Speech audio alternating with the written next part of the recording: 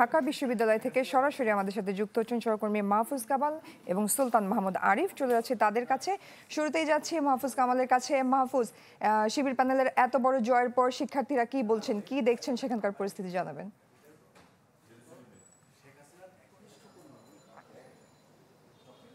যেহেতু আজ শিক্ষা প্রতিষ্ঠান ঢাকা বিশ্ববিদ্যালয়ের ক্লাস এবং পরীক্ষা কার্যক্রম বন্ধ রয়েছে, গতকাল উৎসবমুখর পরিবেশে ভোট গ্রহণ হয়েছে এবং সারা রাত সবাই অপেক্ষায় ছিল ফলাফল ঘোষণা হয়েছে। শিবির সমর্থিত প্যানেল জয়লাভ করেছে।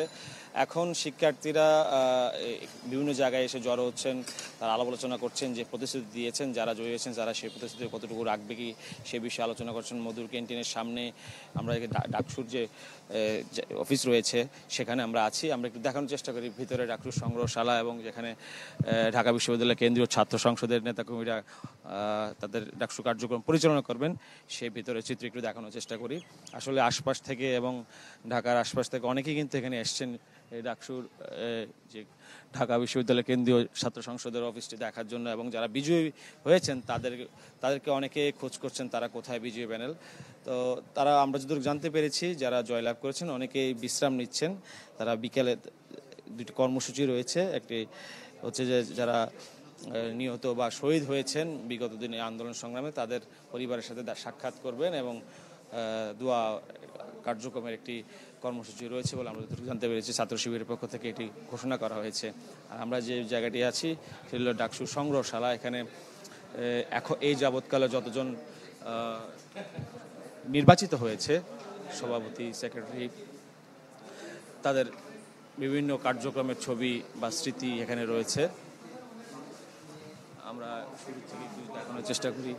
এখানে বিগত দিনগুলোতে ডাকসুর কার্যক্রম পরিচালিত হতো। এখানে এটি একটি সংগ্রহশালা, এটিকে কেন্দ্র করে এখন আলোচনার কেন্দ্রবিন্দু সকলে এখানে আসছেন দেখার জন্য আসলে কিভাবে আগামীতে পরিচালিত হবে ডাকসুর কার্যক্রম। যারা জয়ী হয়েছেন তারা অতীতের বিভিন্ন বিষয় কিভাবে ধরে রাখবেন এবং যে প্রতিশ্রুতি দিয়েছেন শিক্ষার্থীদের বিভিন্ন সমস্যা সমাধানে সেটি কিভাবে তারা কাজ করবেন, এই বিষয়গুলো এখন উঠে আসছে, শিক্ষার্থীরা আলাপ আলোচনা করছে। আর যারা জয়ী হয়েছেন তাদের পক্ষ থেকে সাদিক কায়েম এবং এস এম ফরহাদ তারা বলছেন যে তাদের এখন আমানত, তাদের কাছে এখন একটা বড় আমানত, তারা যে প্রতিশ্রুতি দিয়েছে শিক্ষার্থীদের জন্য সেটি বাস্তবায়ন করা। তারা কোনো বিজয় র্যালি করবে না এবং তারা যদি বলছেন যে সর্বোচ্চ চেষ্টা করবেন যে শিক্ষার্থীদের সুখে দুঃখে পাশে থাকা এবং তাদের সমস্যা সমাধানে কাজ করার জন্য আশাবাদ ব্যক্ত করেছেন। মাহফুজ, ধন্যবাদ আপনাকে। দর্শক, আমরা এরপরে আমাদের সাথে যুক্ত হচ্ছেন সুলতান মাহমুদ আরিফ, তার কাছে চলে যেতে চাই। আরিফ, একই প্রশ্ন আপনার কাছেও রাখতে চাই। এত বড় জয়ের পরে ক্যাম্পাসের পরিস্থিতি কেমন দেখছেন, কি বলছেন শিক্ষার্থীরা?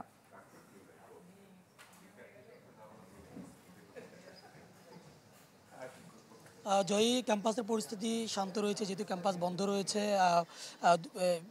সেজন্য মূলত বলা যায় যে একেবারে পরিস্থিতি শান্ত। শুধু আবাসিকের যে সমস্ত শিক্ষার্থীরা রয়েছেন, যে কয়েকজন ঢাকা বিশ্ববিদ্যালয়, তারাই মূলত ক্যাম্পাস থেকে বের হচ্ছেন এবং বিভিন্ন জায়গায় তারা তাদের যে দৈনন্দিন কার্যক্রম সেগুলো তারা করছেন। এবং আপনি জানেন যে 2019 সালের পর, অর্থাৎ 6 বছর পর এবার ডাকসু নির্বাচন, সেই নির্বাচনকে ঘিরে নানা রকম জল্পনা কল্পনা ছিল এবং গতকাল সারা দিনব্যাপী নির্বাচন হয়েছে, সারা রাতব্যাপী একটু উত্তেজনা ছিল। এরপর আজকে সকালে নির্বাচনের ফলাফল ঘোষণা। সেই ফলাফলে স্বাধীনতার পরেই বলা যায় যে শিবির এত বড় বিজয় অর্জন করা সেটি আসলে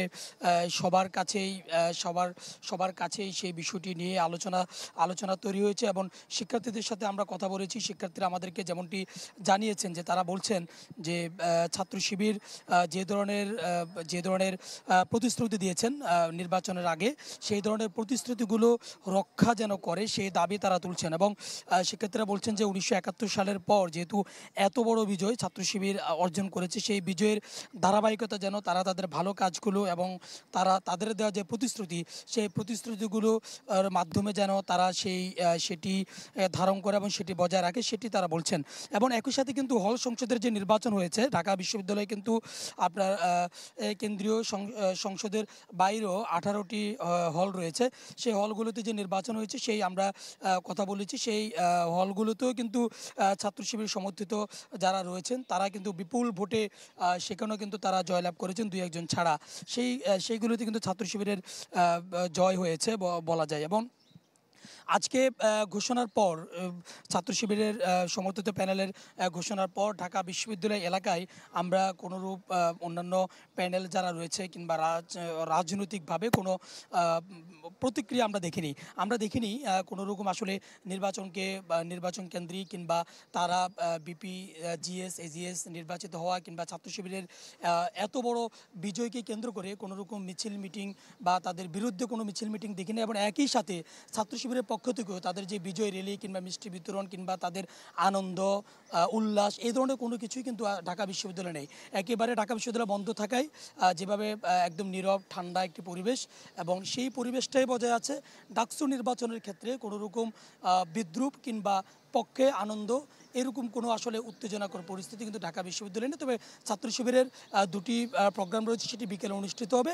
এখন পর্যন্ত ঢাকা বিশ্ববিদ্যালয়ের পরিবেশ সুষ্ঠু সুন্দর এবং খুবই বলা যায় যে নীরব পরিস্থিতি বিরাজ করছে।